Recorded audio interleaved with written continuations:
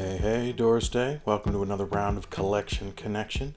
It's both a game and an excuse to talk about records.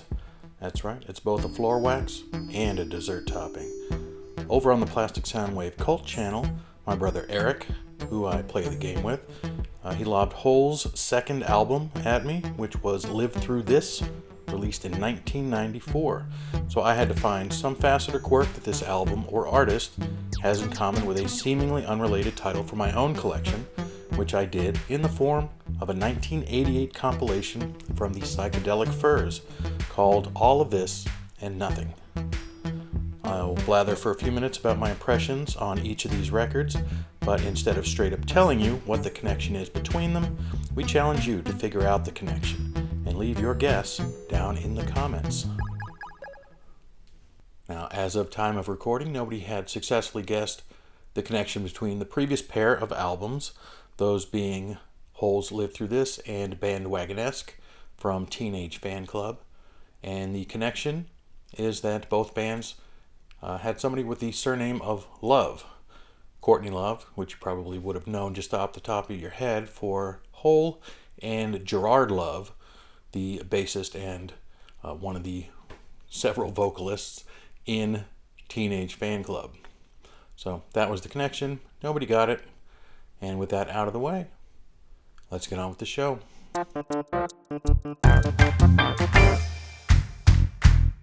Alrighty then, so Eric showed Hole's Live Through This, an album I'm aware of and have been aware of for 30 years, but I was not quite as aware how aware I was of it, if that makes any sense.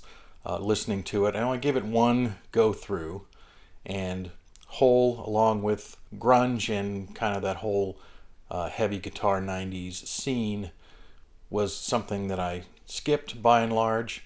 So I never owned anything from Courtney Love or Hole, but apparently I knew the songs listening to it. I recognized Doll Parts and Violet, I think, and Softer Softest, which surprised me the most because it didn't even resonate as a song title that I've heard. But I was familiar with the song. It was out there in the air, in the ether. I caught it, and the song's not bad, coming at it with less of a chip on my shoulder about grunge in general. They were okay. I think they hold up pretty well, but I'm the last person who you're going to go to for a deep reading of any of this material. I know that it mixed in sort of with the time period of when Kurt Cobain passed at his own hand, and so the legacy of it is complicated, but just the music itself is good. My understanding is that it's kind of a riot girl feminist viewpoint, but I didn't take it deeply then, and I certainly didn't take it deeply when I listened to it just today, is when I finally had a chance to get around to playing it. Even though I probably would have come up with Doll Parts, I was unfamiliar enough with it that when I heard it on the radio, I always thought it was Dull, D-U-L-L, and not Doll. So she's talking about dull heart, dull legs, sort of a self-deprecating thing, or like, I'm not high, God, I don't want to use the word high value, but I can't think of anything else in the moment. High value enough for you, you look down on everything about me, or something like that would be a knee-jerk understanding of that. But Softer Softest I'd never even heard of as a title, so it was bizarre when I heard something that I recognized. I flipped it over to see, okay, what song is this? And okay, I've never even heard. I never in a million years would have come up with that. That being that, it was fine. Again, another thing that I'm probably never going to go looking for, but it held up surprisingly well, and I don't have any personal grudge against Courtney Love. I know she's a polarizing figure, but I never cared enough that I picked a side of the fence, other than just the musical side of the fence. I picked the other side. But as far as her as a person, I knew her best from her role in The People vs. Larry Flynt. I watched that. I think she was in that and was trying to kind of make a transition to being an actress. But I don't know anything about anyone else. I thought Melissa Aufdermeyer was in the band, but Apparently she wasn't for this album, so I don't know if she was in there earlier or later than that, but that was my first thought for a connection. And as far as connecting to Hole from Teenage Fan Club, I was pushing Eric in the direction of connecting Status Quo, who are name checked kind of in the first 20 seconds of the album on the Teenage Fan Club, but I guess he didn't want to go in that direction. So we ended up with Hole, but that still left me with having to come up with a connection to a new album, and what I connected it to was All of This and Nothing from the Psychedelic Furs, a compilation from 1988 that comprises songs, not necessarily just singles, but a lot of singles and some songs from their first 5 albums. And they only released another 3 after that, one of which came just in the last few years. So it's a pretty good overview of their most dynamic years. I think Psychedelic Furs was more of an iconic band than they were a successful band, one of those kind of cult acts. They had modest hits in England, more so with their albums than with their singles specifically. I think all of their albums range between, in this time period, between number 12 and number 30. They jumped up and down in that range, while in the US, it started, I think they all charted in the top 200, but gradually, album by album, went like 170 down to 89, down to Midnight to Midnight, which was their highest charting album in the US, based on the strength of the single Heartbreak Beat. So I don't remember a lot of Psych Furs playing in England when we lived there, and it wasn't really until my future wife brought them to my attention. That's a band that she was a fan of, so the kind of thing that would probably play on 91X and K-Rock, the Southern California radio stations that she liked to listen to when she could get the signal. I wasn't huge on them, and I remain sort of not huge on them, but I like them better now, I think, than I did back in the 80s. In 2014, Robin Hitchcock put together a cover of The Ghost in You on his album The Man Upstairs, and I thought, that's pretty good, and it sort of crystallized it as a song, as, hey, that's not bad.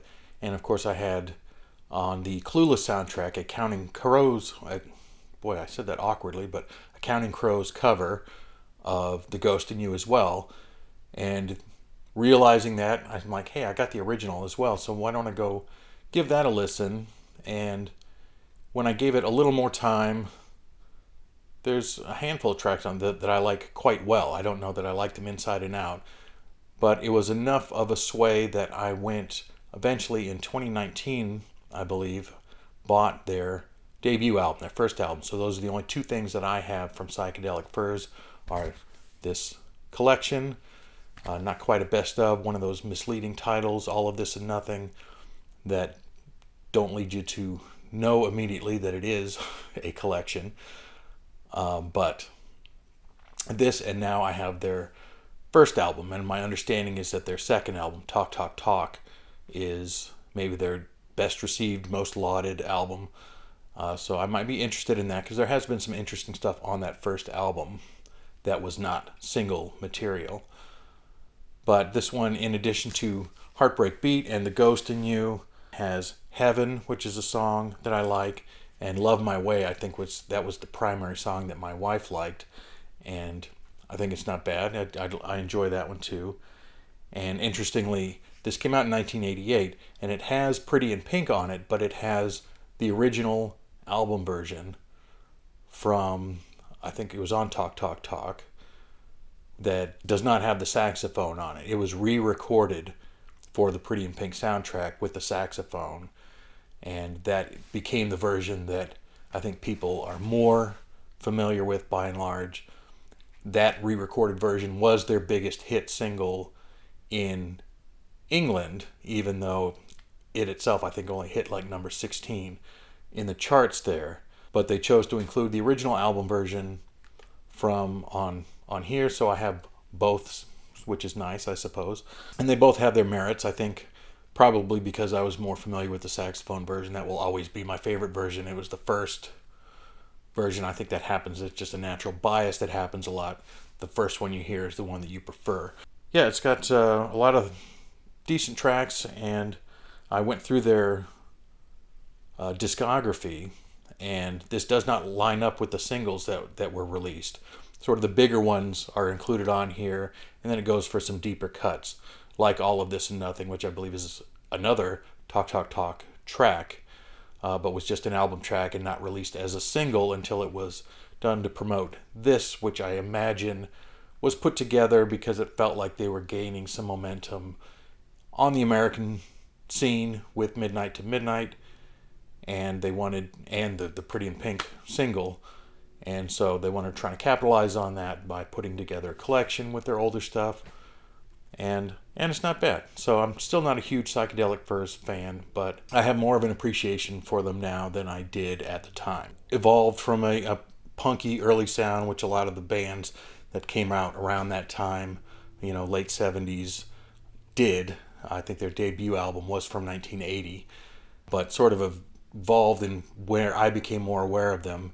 They kind of sounded more like Corey Hart, much smoother pop production, and whether or not that strikes you as a compliment, Sunglasses at Night is a good song. John Waite is another one that's kind of in that raspy, kind of adult contemporary, and that's kind of what they felt like. But it's interesting to hear their evolution through these hits, and I think Eric will certainly find some tracks that he might enjoy on here, whether or not he recognizes any of them besides Pretty in Pink.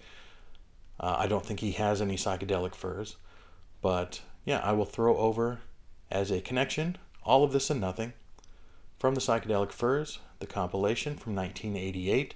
I don't know how available it will be on Spotify, because I think that it has been supplanted by more recent best ofs that included maybe some later material. But with any luck, you'll be able to listen to it.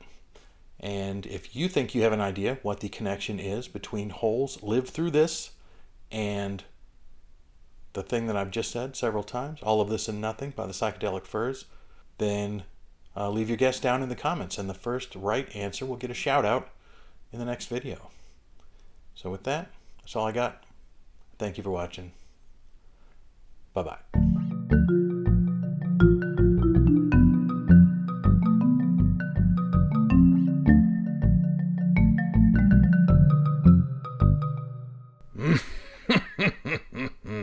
Good show, Ponsonby.